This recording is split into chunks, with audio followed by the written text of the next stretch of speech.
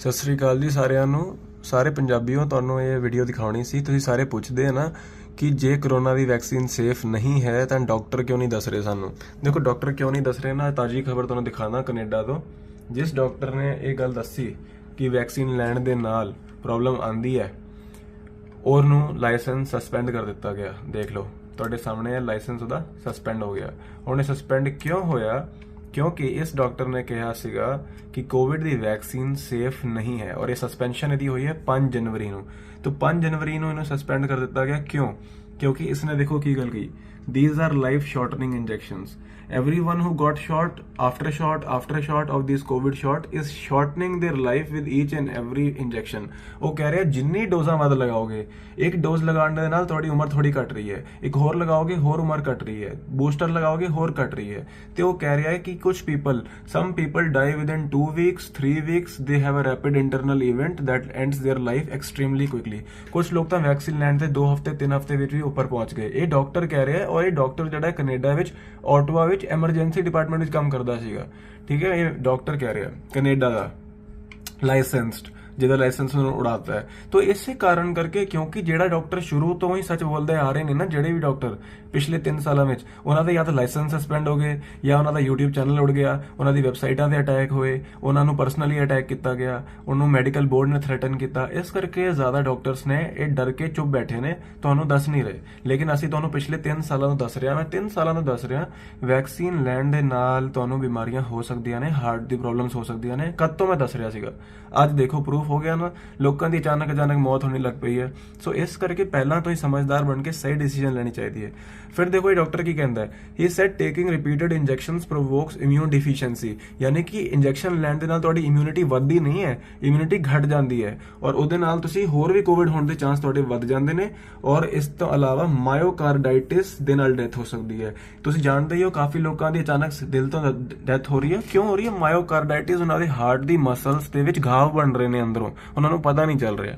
ਠੀਕ ਹੈ ਨਾ, ਤੇ ਇਸ ਕਰਕੇ ਅਚਾਨਕ ਤੋਂ ਫਿਰ ਫੇਲਿਅਰ ਹੋ ਜਾਂਦਾ ਹੈ, ਹਾਰਟ ਦਾ ਵੀ ਡੈਥ ਹੋ ਜਾਂਦੀ ਹੈ। ਸੋ ਸਡਨ ਡੈਥ ਹੋ ਸਕਦੀ ਹੈ। ਠੀਕ ਹੈ, ਹੁਣ ਦੇਖੋ ਉਹ ਡਾਕਟਰ ਆਪਣਾ ਪਰਸਨਲ ਐਕਸਪੀਰੀਅੰਸ ਸ਼ੇਅਰ ਕਰਦਾ ਹੈ। ਉਹ ਕਹਿ ਰਿਹਾ, ਆਈ ਸਰਟਨਲੀ ਸੌ ਮੈਨੀ ਪੇਸ਼ੈਂਟਸ ਹੂ ਵਰ ਰਿਟਰਨਿੰਗ ਆਫਟਰ ਵੈਕਸੀਨੇਸ਼ਨਸ ਇਨ ਦਾ 2021 ਪੀਰੀਅਡ। ਮਤਲਬ ਕਿ ਜਦ 2021 ਵਿੱਚ ਪਹਿਲਾਂ ਵੈਕਸੀਨਾਂ ਲੱਗਣੀਆਂ ਸ਼ੁਰੂ ਹੋਈਆਂ ਸੀ, ਉਹਨੇ ਦੇਖਿਆ ਟੀਕਾ ਲੱਗਣ ਤੋਂ ਬਾਅਦ ਹੀ, ਥੋੜੇ ਟਾਈਮ ਬਾਅਦ ਹੀ ਉਹ ਲੋਕ ਜਿਹਨਾਂ ਨੇ ਟੀਕਾ ਲਾਇਆ ਸੀ ਉਹ ਵਾਪਸ ਆ ਜਾਂਦੇ ਸੀ ਬਿਮਾਰੀ ਲੈ ਕੇ। ਜਿਹਨਾਂ ਨੂੰ ਸਟ੍ਰੋਕਸ ਹੋ ਗਏ, ਕਿਸੇ ਨੂੰ ਹਾਰਟ ਅਟੈਕ ਆ ਗਿਆ, ਕਿਸੇ ਨੂੰ ਕੋਈ ਪ੍ਰੋਬਲਮ ਆ ਗਈ। ਸੋ ਇਸ ਤਰ੍ਹਾਂ ਦੀ ਹੋ ਗਈ। ਤਾਂ ਉਹ ਕਹਿੰਦਾ ਹੀ ਵਾਸ ਨੋਟਿੰਗ ਆਲ ਥੀਸ ਥਿੰਗਸ। ਉਹ ਕਹਿ ਰਿਹਾ ਕਿ ਮੈਂ ਸਭ ਕੁਝ ਆਬਜ਼ਰਵ ਕਰ ਰਿਹਾ ਸੀਗਾ, ਲਿਖ ਰਿਹਾ ਸੀਗਾ, ਜਦ ਮੈਂ ਐਮਰਜੈਂਸੀ ਵਾਰਡ ਵਿੱਚ ਕੰਮ ਕਰਦਾ ਸੀਗਾ ਕੋਵਿਡ ਦੀ ਕਲੀਅਰ ਕਲੀਨਿਕਸ ਵਿੱਚ। ਅੱਛਾ, ਇੱਕ ਖਾਸ ਗੱਲ ਉਹਨੇ ਕੀ ਕਹੀ, ਕਹਿੰਦਾ ਕਿ ਮੈਂ 18 ਮਹੀਨੇ ਤੱਕ ਬਿਨਾਂ ਟੀਕੇ ਲਾਏ, ਕਿਉਂਕਿ ਪਹਿਲਾਂ ਡਾਕਟਰਾਂ ਨੂੰ ਵੀ ਟੀਕੇ ਨਹੀਂ ਲੱਗੇ ਸੀ, ਕਹਿੰਦਾ ਕੋਵਿਡ ਦੇ ਪੇਸ਼ੈਂਟਸ ਦੀ ਟ੍ਰੀਟਮੈਂਟ ਕਰਦਾ ਰਿਹਾ 18 ਮਹੀਨੇ ਤੱਕ। ਵੈਕਸੀਨੇਟਡ ਨਹੀਂ ਸੀਗਾ ਮੈਂ, ਲੇਕਿਨ ਮੈਨੂੰ ਕਦੀ ਕੋਵਿਡ ਨਹੀਂ ਹੋਇਆ। ਕਹਿੰਦਾ ਲੇਕਿਨ ਮੈਂ ਫਿਰ ਡਰ ਕੇ ਮਾਰੇ ਕਿ ਜੇ ਮੈਂ ਵੈਕਸੀਨ ਨਹੀਂ ਲਗਾਵਾਂਗਾ ਤੇ ਮੈਨੂੰ ਫਿਰ ਰੈਸਟੋਰੈਂਟ ਵਿੱਚ ਨਹੀਂ ਜਾਣ ਦੇਣਗੇ, ਮੈਨੂੰ ਸਪੋਰਟਸ ਨਹੀਂ ਦੇਖਣ ਦੇਣਗੇ, ਮੈਨੂੰ ਕੰਮ ਨਹੀਂ ਕਰਨ ਦੇਣਗੇ, ਤੇ ਮੈਂ ਡਰ ਦੇ ਮਾਰੇ ਵੈਕਸੀਨ ਲਗਵਾ ਲਈ। ਔਰ ਉਸ ਤੋਂ ਬਾਅਦ ਕੀ ਹੋਇਆ? ਕਹਿ ਰਿਹਾ it's after receiving the second dose in December 2021 that he finally got Covid. ਕਹਿ ਰਿਹਾ ਵੈਕਸੀਨ ਜਦ ਤੱਕ ਮੈਨੂੰ ਨਹੀਂ ਲੱਗੀ ਸੀ, ਮੈਨੂੰ ਕੋਵਿਡ ਵੀ ਨਹੀਂ ਹੋਇਆ ਸੀ, ਲੇਕਿਨ ਜਦ ਮੈਂ ਵੈਕਸੀਨ ਲਗਾ ਲਈ, ਦੂਜਾ ਸ਼ਾਟ ਲੱਗਿਆ ਦਸੰਬਰ ਵਿੱਚ, ਤੇ ਮੈਨੂੰ ਕਰੋਨਾ ਵੀ ਹੋ ਗਿਆ। ਤਾਂ ਉਹ ਕਹਿ ਰਿਹਾ ਕਿ ਕਿਉਂ? ਕਿਉਂਕਿ ਮੇਰਾ ਇਮਿਊਨ ਸਿਸਟਮ ਕਮਜ਼ੋਰ ਹੋ ਗਿਆ। ਤਾਂ ਭਈਆ ਕਹਿਣ ਦੀ ਗੱਲ ਇਹ ਹੈ ਕਿ ਇਹ ਵੈਕਸੀਨਾਂ ਤੁਹਾਨੂੰ ਬਚਾਉਣ ਵਾਸਤੇ ਨਹੀਂ ਹੈ, ਨਾ ਕੋਈ ਮਹਾਮਾਰੀ ਹੈ, ਕੋਈ ਕਰੋਨਾ ਨਹੀਂ ਹੈ, ਕੋਈ ਮਹਾਮਾਰੀ ਨਹੀਂ ਹੈ, ਬਲਕਿ ਇਹ ਟੀਵੀ ਤੇ ਔਰ ਸਾਰੇ ਐਕਟਰਾਂ ਨੂੰ ਪੈਸਾ ਦੇ ਕੇ, ਮੀਡੀਆ ਨੂੰ ਪੈਸਾ ਦੇ ਕੇ ਰੋਜ਼ ਤੁਹਾਨੂੰ ਕਾਲਰ ਟਿਊਨਾਂ ਵਿੱਚ ਕਰੋਨਾ ਸੁਣਾ ਕੇ ਤੁਹਾਡੇ ਦਿਮਾਗ ਵਿੱਚ ਭਰਮ ਪਾਤਾ ਕਿ ਬਿਮਾਰੀ ਆ ਗਈ ਹੈ, ਤੇ ਲੋਕੀ ਡਰ ਗਏ। ਉਹ ਡਰ ਕੇ ਮਾਰੇ ਉਹਨਾਂ ਨੇ ਇਹ ਟੀਕੇ ਲਗਵਾ ਲਏ। ਤਾਂ ਇਹ ਸਾਰੀ ਗੇਮ ਪਲਾਨ ਸੀ, ਔਰ ਇਹ ਗੇਮ ਪਲਾਨ ਖਤਮ ਨਹੀਂ ਹੋਈ ਹੈ। ਤੁਸੀਂ ਸੋਚ ਰਹੇ ਹੋ ਹੁਣ ਤਾਂ ਟੀਕੇ ਲੱਗੇ, ਹੁਣ ਅੱਗੇ ਕੀ? ਅੱਗੇ ਹੋਰ ਟੀਕੇ ਆਣਗੇ, 3ਜੀ ਡੋਜ਼, 4ਥੀ ਡੋਜ਼, 5ਵੀਂ ਡੋਜ਼, 8ਵੀਂ ਡੋਜ਼, ਇਹ ਚੱਲਦਾ ਰਹੇਗਾ। ਉਹ ਇੱਕ ਹੋਰ ਨਇਆ ਵਾਇਰਸ ਵੀ ਆਏਗਾ। ਤਾਂ ਜੇ ਤੁਸੀਂ ਸਾਵਧਾਨ ਹੋਣਾ ਚਾਹੁੰਦੇ ਹੋ ਤਾਂ ਪਹਿਲਾਂ ਤੋਂ ਹੀ ਤਿਆਰੀ ਰੱਖੋ। ਇਹ ਅੱਜ ਦੀ ਡੇਟ ਵਿੱਚ ਪ੍ਰੂਵ ਹੋ ਚੁੱਕਿਆ ਹੈ, ਦਿਲ ਦੀ ਬਿਮਾਰੀਆਂ, ਕੈਂਸਰ, ਅਰਥਰਾਈਟਿਸ, ਸਾਰੀ ਬਿਮਾਰੀਆਂ ਡਬਲ ਰੇਟ ਤੇ ਵਧ ਰਹੀਆਂ ਨੇ, ਕਿਉਂਕਿ ਸਾਡੀ ਇਮਿਊਨਿਟੀ ਕਮਜ਼ੋਰ ਹੋ ਗਈ ਹੈ। तो मैं इसलिए ਤੁਹਾਨੂੰ ਕਹਿੰਦਾ, अपनी ना ये टीवी ते नेटफ्लिक्स ते टिकटॉक ते फालतू वीडियोस गेम्स वगैरह देखने की बजाय ना अपनी नॉलेज ਵਧਾਓ, अपनी जागरूकता ਵਧਾਓ और अपने नाल होरां ਨੂੰ जागरूक करो। क्योंकि अगर तुसीं होरां ਨੂੰ नहीं जागरूक करोगे तो अकेले ਅਸੀਂ लड़ नहीं पावांगे इस सारी गेम प्लान ਦੇ ਨਾਲ।